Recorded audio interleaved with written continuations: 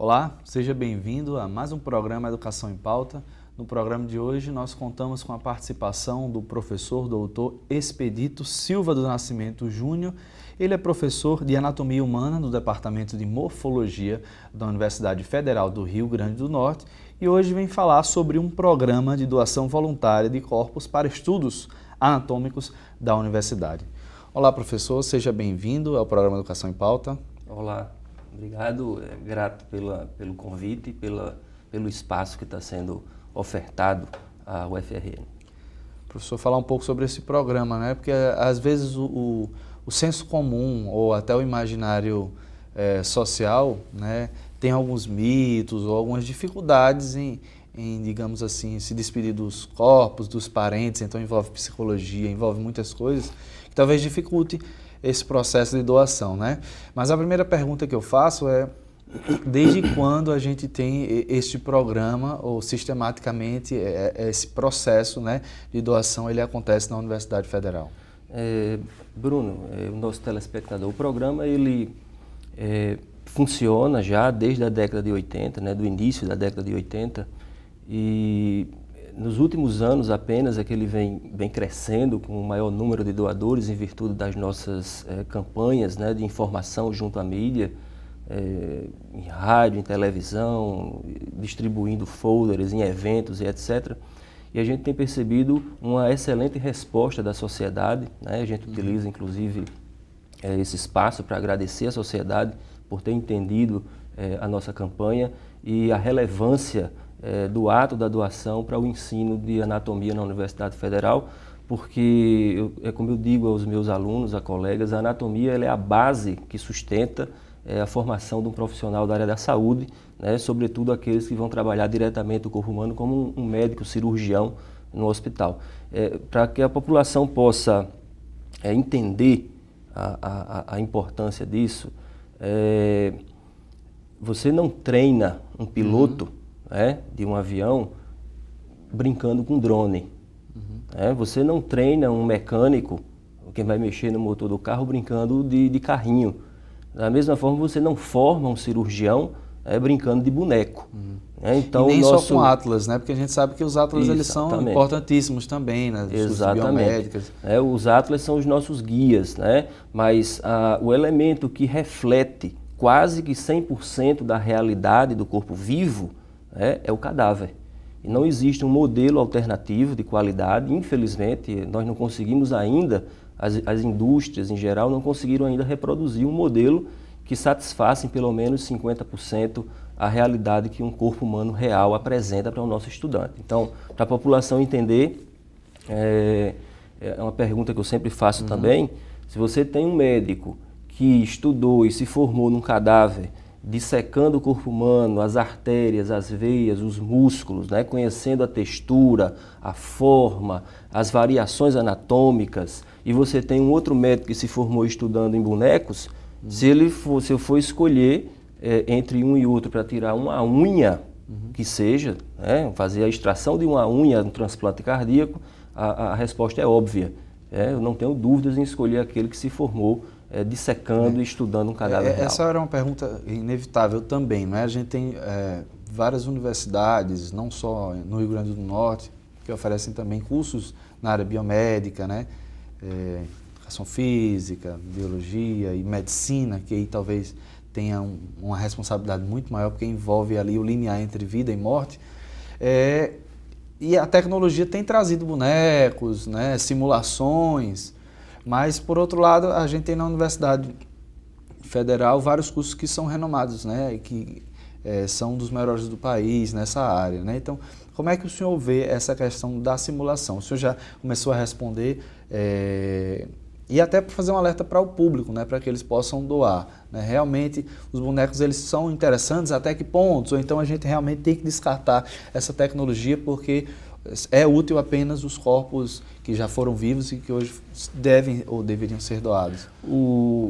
A questão da utilização de modelos artificiais, ela, até certo ponto, ela é importante porque ela oferece ao nosso estudante uma base, né? Para nós, esse modelo ele é um modelo que dá um suporte no início das aulas para mostrar alguma estrutura específica, mas ele não substitui a peça natural. Ele é um mecanismo acessório dentro da nossa atividade prática, né? Ele não substitui o ator principal, que é o cadáver. Para você ter uma ideia, eu costumo dar uma aula na turma de medicina, uma aula de abdômen, por exemplo, para mostrar relações de vísceras dentro da cavidade, e eu inicio isso no modelo artificial, num boneco, que custou para a universidade quase R$20 mil na época, né? Esse modelo já está lá com 3 anos, e aí em seguida, de propósito, eu coloco a minha turma para ir no cadáver, visitar o abdômen do cadáver, nas mesmas estruturas, e os alunos estão perdidos, eles não conseguem identificar. Tamanha é a variabilidade e a complexidade que existe no corpo humano. O boneco ele sai da mesma forma. Então as variações anatômicas, elas não são demonstradas no boneco. E essas variações, nem o braço direito é igual ao esquerdo no mesmo indivíduo. Se avalie de indivíduo para indivíduo e avalie isso para um cirurgião ou para um técnico de enfermagem, um enfermeiro que vai precisar puncionar uma veia, um médico que vai fazer um procedimento em uma artéria, a quantidade de variações possíveis. Essa relação com o corpo, né, eu penso que tem uma condição muito mais subjetiva do ponto da formação de ciências biológicas, Perfeito. por exemplo, né? Você envolve a ética com esse corpo, com esse indivíduo, e também a questão da psicologia na formação desses alunos, né? Perfeito. Ver um boneco e ver uma pessoa que foi viva, né? Ou seja, quem sabe vão surgir perguntas de onde veio, como e manipular, digamos assim, de uma forma preciso, né, professor? É necessário para a formação deles que eles possam ter esse contato. E muitas vezes eles se perguntam ou têm um choque com esse momento. A gente conversou a respeito da parte técnica, da importância do cadáver para a formação do profissional, mas não podemos esquecer, evidentemente, do contexto técnico, do contexto ético e humanístico que o cadáver também permite a formação do nosso estudante. Isso é fundamental. Né? E isso é fundamental, um profissional que tenha uma visão humanística. Né? O cadáver ele é tratado como o primeiro paciente do aluno da área da saúde. Né? Todos os cuidados, toda a postura que o aluno precisa apresentar diante do cadáver e tratá-lo como o primeiro paciente. E também, em algumas situações, o cadáver ele é tido como o primeiro professor do aluno dentro da universidade, porque é lá que ele vai, a riqueza de informações para passar para aquele estudante, ele é quem verdadeiramente ensina. Então, a cada semestre, aliás, uma vez ao ano, nós temos um ato ecumênico na universidade, onde doadores, famílias de doadores vão para a universidade, a gente realiza uma cerimônia religiosa também e os alunos se envolvem nesse processo, conhecem as famílias dos doadores, e é um momento muito bonito e que a sociedade precisa conhecer também. Uma forma de agradecimento. Uma forma também, de agradecimento aos familiares e a memória daqueles que fizeram a doação do corpo para o ensino na universidade. Ainda tratando mais dessa área da importância desses corpos, né, para depois a gente ver algumas perguntas específicas dos trâmites da doação. Quais são os cursos que se utilizam desses corpos, né, que são doados? Na universidade hoje, no nosso departamento de morfologia, nós recebemos 12 cursos, a maior parte da área da saúde, mas veja você que nós temos o curso de dança, que também paga anatomia humana, o curso de engenharia biomédica. Esse de dança vem de artes? Vem lá das artes, né? Departamento de artes. E totalizam, por semestre, uma média de 800 alunos que são atendidos pelos laboratórios de anatomia humana. A turma que realiza o trabalho da dissecação, aquela que vai realizar todos os procedimentos para a obtenção do material biológico, é a turma de medicina do 3º período. Mas todo o material oriundo da dissecação, ele é disponibilizado depois para as demais turmas que passam pelo departamento. Então, é uma riqueza e um retorno social tão grande, a importância do cadáver, a formação por ano, imagine isso ao longo de uma década, quantos e quantos profissionais são formados e que com qualidade e com responsabilidade pela nossa instituição. Então o ato é fundamental e assim, o estudante ele tira todo o proveito do material. O laboratório, como é que é o laboratório, né? Por que eu faço essa pergunta? Porque às vezes em algumas instituições os alunos reclamam muito de odor, coisas do tipo. Como é que o laboratório da UFRN ele está estruturado e oferece quantos corpos para que esses alunos eles possam ter essas aulas práticas?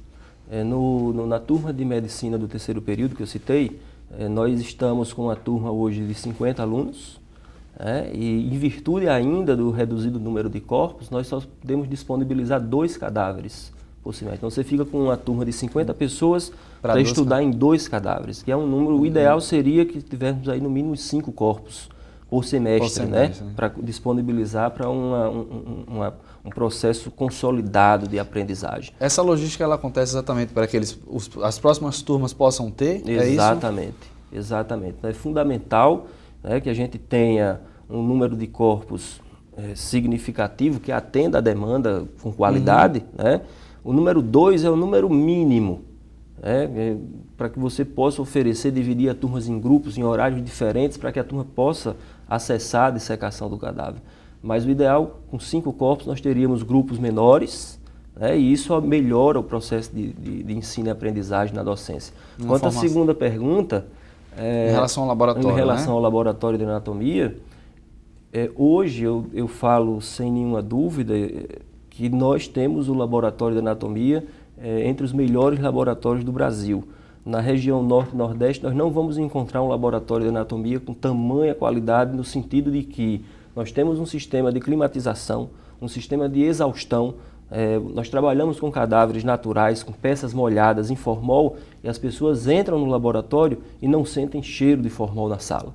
Para você ter uma ideia, o ar é renovado dentro da sala 22 vezes a cada hora. Então as pessoas que trabalham com conforto no laboratório agora, com conforto térmico, com conforto de não mais sentir o odor de formol no interior da sala. Esse seria uma das maiores dificuldades, né, de se trabalhar com esses corpos. Foi uma luta grande junto à reitoria da administração central. Nós passamos aí 6 anos numa luta grande em termos de infraestrutura, em termos de orçamento, e finalmente no ano passado conseguimos viabilizar o laboratório de anatomia nas condições técnicas e de segurança que o nosso estudante, professor e técnico também precisa para trabalhar. Professor, fica um alerta aí, a gente está terminando o primeiro bloco, só para a gente fazer esse contexto, né? Da década de 80 até agora, no início de 2010, 52 doadores se cadastraram, né? Ou seja, não foram os corpos efetivados, né? E de 2012 para 2015, um aumento, né, significativo, 192 pessoas já se cadastraram nesse banco de dados, mas quantos corpos foram efetivados até da década de 80 para cá? Do banco de doadores, dos 192 doadores, né, do banco que assinaram o termo de doação, hoje nós temos na conta 27 corpos que efetivamente chegaram para o ensino de anatomia na universidade, originários desse banco de doação. E esses corpos, eles têm uma duração para o ensino, tem um tempo específico dentro do laboratório? Se bem preservados, né? Se a gente mantiver as condições adequadas de conservação, duram indefinidamente. Tem corpos da década de 70, sendo ainda utilizados hoje. Professor Expedito, a gente vai precisar fazer um breve intervalo. Você de casa, no segundo bloco a gente volta com mais informações.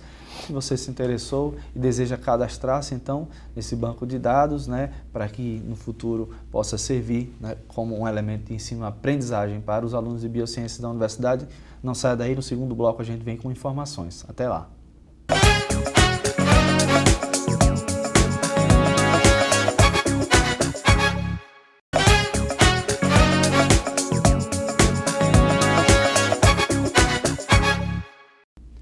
Voltamos com o segundo bloco do programa Educação em Pauta e eu continuo a conversar com o professor Expedito Silva do Nascimento Júnior. Ele é professor de Anatomia Humana do Departamento de Morfologia da Universidade Federal do Rio Grande do Norte e coordena um programa, que está aqui no meu encarte, Programa de Doação Voluntária de Corpos para Estudos Anatômicos. Professor, primeira pergunta, né? E agora a gente vai conversar um pouco mais sobre esse processo de doação. Existe uma lei específica, né? Que é dentro do artigo 14, a Lei 10.406 de 2002 do Código Civil Brasileiro, que regulamenta isso, né? Ou seja, não é apenas uma doação sem nenhuma regulamentação, sem nada oficial. Exato. Né? Eu queria que o senhor contasse como é que acontece esse processo primeiro. Né? Ou seja, eu gostaria de ser um doador. O que eu tenho que fazer? Muito bem. O processo de doação ele é muito, mas muito simples. O doador ele dispõe de um termo onde ele pode simplesmente ligar para o nosso departamento, ou ele pode entrar no site do departamento e baixar esse termozinho de doação, ou ele pode, ao ligar para o departamento, a gente envia por e-mail, ou a gente manda o termo pelo correio, né? Enfim, o acesso ao termo a gente garante a maior facilidade. O que é preciso? O preenchimento do termo e uma assinatura com firma reconhecida em cartório. A partir do momento em que o doador entrega esse documento no departamento de morfologia, ele recebe um cartão de doador, né, que lá tem os telefones e todos os contatos do departamento, para após o falecimento, o hospital, a família, entrar em contato com a universidade. Quer dizer, o processo, sob o ponto de vista legal, é muito simples, é um termo, uma assinatura e o reconhecimento de firma em cartório. Bastando isso para que ele se torne um doador da Essa doação ela deve ser feita, então, pessoa viva, ou existe algum mecanismo de que, após a morte de algum ente, a própria família possa fazer essa doação? Exato. A situação que eu citei há pouco, né, anteriormente, é quando o indivíduo em vida, ele expressa a vontade e o desejo de doar. Tá? Mas existe a possibilidade da família realizar o processo de doação, mesmo o indivíduo em vida não tendo expressado essa vontade. Complica um pouco o processo? Ou não, também? O trâmite é o mesmo, né? Tem um outro formulário apenas, mas também necessita de firma do representante legal, né? Da família que vai fazer a doação. O representante legal, no caso, o filho, a esposa, que efetua a doação daquele indivíduo, né, após o seu falecimento. Uma coisa importante que eu sempre digo aos doadores, aqueles que vão fazer a doação, é que aquele documento que ele assina e que entrega na universidade, ele não garante o processo de doação, porque quem vai efetivar o processo é a família. Né? Aquele documento apenas expressa a vontade dele de fazer a doação. Então converse com seus familiares, conscientize a família que você deseja fazer a doação, né? Enfim, que no final das contas, né, a gente, uma vez eu tive que fazer um convencimento de uma família inteira praticamente, né?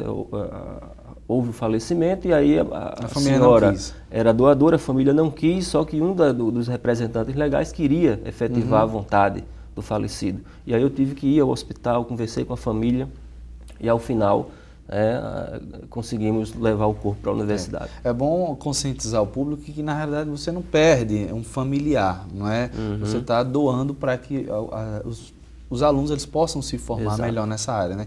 E por ser voluntária, nada impede que a pessoa não queira doar também, né, professor? Exatamente. Mas aí fica o alerta para que você se conscientize, se a pessoa quis doar, ou então a família, que isso é muito importante para a formação dos alunos. Perfeito. Professor, uma pergunta na área da história desse corpo que vai ser doado, por exemplo, né? Na perspectiva de, existe alguma doença, alguma idade, a gente sabe que inevitavelmente algumas pessoas morrem na fase adulta, outras crianças, né? Ou quem sabe até bebês, e existe alguma regulamentação ou critérios do próprio departamento de morfologia para dizer que este corpo com essa doença ou com essa idade podem ser doados ou não? É importante essa pergunta. A única coisa que impede a doação do corpo para a universidade primeiro, em caso de mortes infecto-contagiosas, né? Porque a gente não vai expor alunos, professores, funcionários ao risco de contração de alguma doença e etc. E a segunda hipótese é no caso de mortes criminosas ou violentas, com indícios de morte criminosa ou violenta. Não podem, porque aquele corpo ele passa a ser parte de uma peça criminal, de um processo, e quando disponibilizado para o ensino, o nosso aluno vai, evidentemente, modificar a prova do crime. Então, por lei, a Lei 8.501/92 impede que as instituições de ensino, as escolas médicas, utilizem corpos com algum tipo de indício de morte violenta ou criminosa. Essas são as duas situações em que está vedada o encaminhamento do corpo para o ensino. Dentro desse processo de cadastro, né, essa é a primeira pergunta. Se tem um público-alvo ou algum estudo, algum índice que diga, não, a gente tem esse número de pessoas mais ou menos dessa classe, com essa idade, com essa característica? Olha, nós temos um levantamento do perfil socioeconômico do Banco de Doadores da Universidade Federal e nós temos observado a maioria de mulheres, né, numa faixa entre 55 anos a 70 anos, né, a maioria dos doadores. A faixa, o nível de formação é o ensino médio completo, né, o ensino superior incompleto, é também a maioria. Do seu ponto de vista religioso, nos últimos anos a gente tem observado um crescente número de doadores que declaram praticar o espiritismo. Sob o ponto de vista da faixa salarial, entre R$3.500 até R$7.000, quer dizer, de classe média, né, baixa e alta. E esse é o perfil do nosso banco de doadores. Uma coisa interessante que a gente observa com isso é que o aspecto religioso, ele não é a principal barreira que nós temos enfrentado com o nosso banco de doadores. Me parece que a principal barreira é a barreira da informação. Né? Os dados têm apontado que no momento em que nós começamos a divulgar para a sociedade que existia, além da possibilidade do sepultamento, da possibilidade da cremação, a possibilidade de doar para o ensino, o número aumentou substancialmente na nossa instituição. Então, ou seja, muitas vezes você acha que é aquela comunidade pobre que não teve dinheiro para fazer o sepultamento do doente e aí termina doando, mas não é isso, né, professor? Não. E dentro do processo, inclusive, eu queria que o senhor citasse e demonstrasse essa questão da informação para quem está em casa possa entender também. Ou seja, existe a possibilidade de você fazer os atos, né, e depois doar, ou depois do corpo ser sepultado. Como é que funciona? Como é que é essa informação para quem está em casa também possa entender isso? Muito bem. Para você que está em casa, vou citar aqui um exemplo. Houve um falecimento, por exemplo, hoje, e aí o hospital, a família entra em contato com a universidade, falando da disponibilidade do corpo, e a universidade, a partir daí, assume todos os trâmites burocráticos, os trâmites relativos à funerária. A família não tem nenhum tipo de preocupação em relação a isso, né? Então a universidade, ela pergunta à família se a família tem interesse em fazer algum tipo de cerimônia religiosa. Se a família tem interesse em fazer a cerimônia, a universidade dispõe da capela do campus. Nós disponibilizamos toda a infraestrutura da capela para que a família possa fazer as suas últimas homenagens, né? E logo após a cerimônia, aí sim a universidade, no carro funerário próprio, recolhe o corpo para que a instituição possa fazer toda a parte técnica, né, de preservação do corpo e esse corpo vai ficar sob a guarda da instituição. Quando o corpo ele é de um doador, após o uso do cadáver pela turma de medicina, nós perguntamos à família se ela tem interesse em sepultar o corpo em jazigo próprio. Se tem, informa então o horário e o local e a universidade transporta esse corpo para o jazigo da família. Caso não tenha, a universidade também dispõe de túmulos no cemitério Parque de Nova Descoberta para que esse corpo seja sepultado com todas as honras e respeito que aquele indivíduo merece, né? Então as famílias vão ao túmulo da universidade para fazer as suas homenagens também, né? Um ponto de encontro dessas famílias junto ao cemitério Parque Nova Descoberta. A questão da doação, alguém pode estar se perguntando agora, né?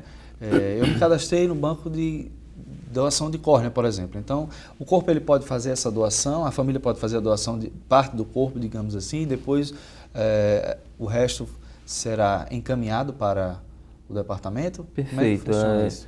O indivíduo que se submeteu houve o falecimento, a morte cerebral, a equipe de transplante foi no hospital e fez a remoção, por exemplo, de córnea, de rim ou de qualquer outro órgão, né, necessário para o procedimento de transplante. E esse corpo, ele pode, após esse procedimento, ser sim encaminhado para o ensino na universidade, né? Não tem nenhum tipo de impedimento quanto a isso, porque as técnicas cirúrgicas, operatórias, as suturas que são realizadas mexem minimamente com a estrutura do corpo. Professor, os corpos são não reclamados ou corpos de doadores? Como é que é essa diferença, né? E como é que acontece? Isso é importante dizer para a sociedade entender que Até alguns anos, a maior parte dos corpos que nós tínhamos armazenados em formol no nosso departamento, digo há 2 anos, por exemplo, a maioria era de indigentes. Ou seja, aqueles indivíduos que após o falecimento na instituição hospitalar ou foram encontrados na rua, faleceram, não tiveram um representante legal para ir reclamar o corpo junto às instituições.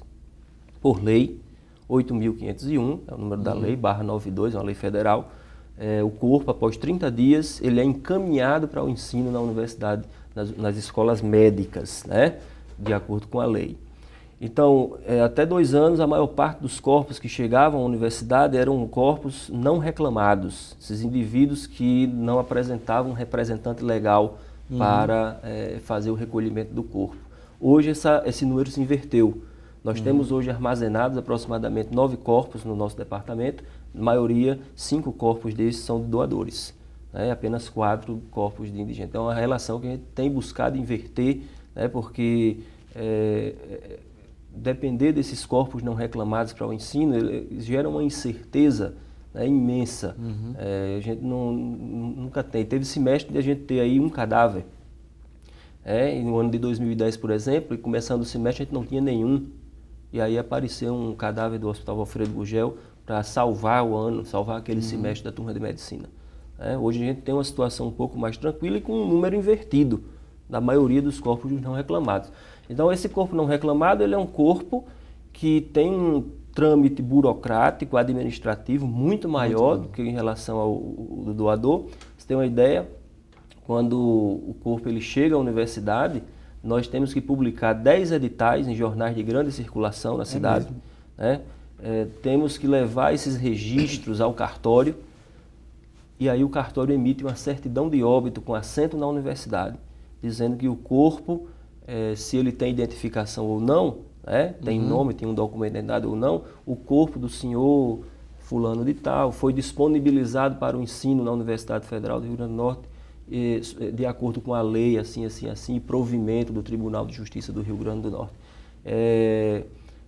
Eles não tinham família, eu costumo sempre dizer isso, mas a partir do momento em que chega à universidade, nós acolhemos esses corpos como sendo da nossa família, da família do Departamento de Morfologia. Ok, professor.